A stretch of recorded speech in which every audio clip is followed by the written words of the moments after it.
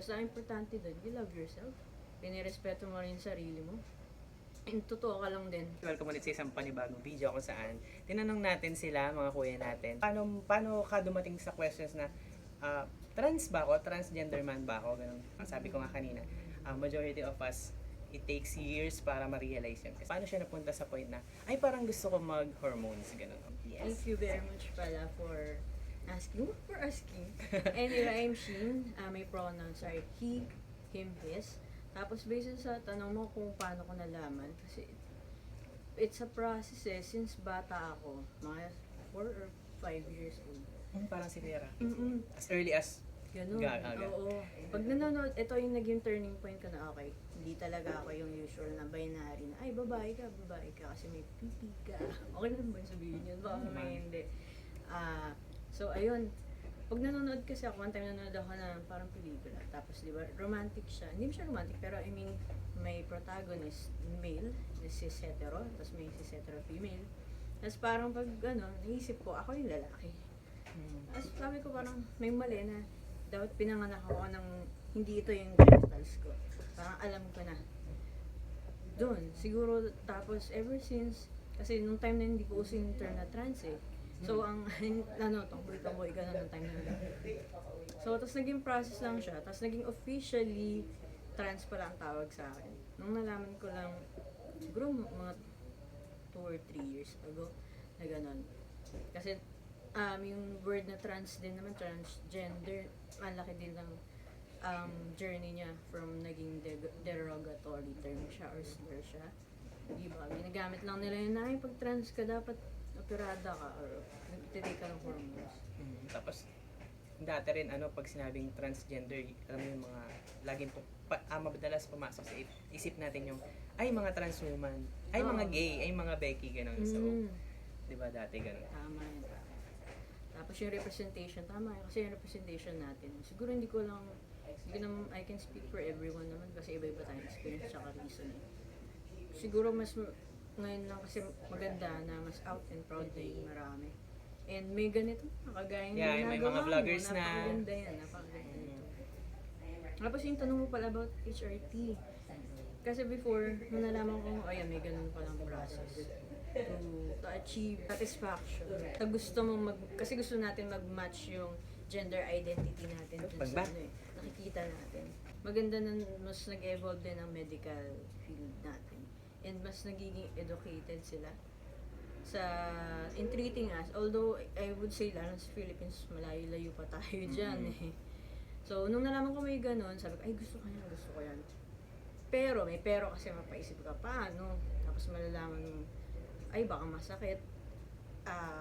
O kaya, yun nga, yung gastos sa long term. Tapos nalaman ko pa, nung siguro 3 or 4 years ago, nagkaroon ako kasi ng kidney stones. So, hindi ko sure na, i-consider ko kasi baka yung sobrang long-term effect. Baka maka-apekto. Tapos, naisip ko naman, hindi naman kasi siya, since iba-iba nga tayong experience, yung akin, hindi naman ganun katindi yung gender dysphoria.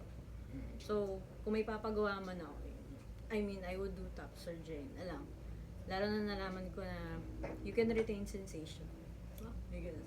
So, ayun. Pero when it comes to hormone replacement therapy, medyo pa yan, hindi pa ako nag-reach ng final decision. Pero open ako kasi why not, di ba? Oo. Tapos, iba pa rin yun. ma-add ko lang kasi hindi naman, for those who are not aware, hindi lahat ng transgender men is gusto ng, hormones, top surgery, mga ganun. Pero syempre valid pa rin. Kasi it's their identity naman. Tama. Dapat isipin nyo yun, valid kayo regardless of nag-AHRT kayo or you're undergoing surgery. Kasi may iba-ibang kinds of transition naman siya eh. May physical, may social. So, tapos may mental of course. Basta importante doon, you love yourself. Pinirespeto mo rin sarili mo. And totoo ka lang din kasi meron kasi yung you live for others, yung expectation ng ibang tao. Try ko yun for mga 20 years. Tinry ko magpakababae pero wala hindi talaga yan. Hi, Renz, nag-record kami. Ayun. Siguro, may gusto ko i-add kasi yung huling tanong lang naman is, parang for yung baguhan, tas iniisip din nila kung para sa kanila yung pagta-transition. Ano sa tingin mo yung pwede mong i-share sa kanila para, hindi naman to arrive to the decision fast, pero ano kayo makakatulong para... Ayun, know yourself first and love yourself. Kung paano mo pinaprocess yung things. Kasi wala naman, para sa akin wala naman, there's no wrong way of doing things. Like, being a trans, hindi naman siya, isang experience lang, isang type lang. Oo. Mm-mm. Wala namang standards. Tama yun. Tsaka kasi, ganun yung society natin eh. Tinuturuan tayo to follow the standards, the norms. Mm-mm. Pero, pag inisip mo, ang norm sa society natin, whether straight ka or not, is iba-iba tayo. So, bakit mo siya is i-fit sa isang box? Mm-mm. So, yun lang. Be comfortable lang kung sino ka. Isipin mo talaga na valid ka kasi wala talaga siyang mali eh. Walang maling way. Whether mag-try ka gaya ng experience ni Ron na nag-try siya maging straight or For so many years. Be proud and celebrate yourself. Yun lang. Love yourself.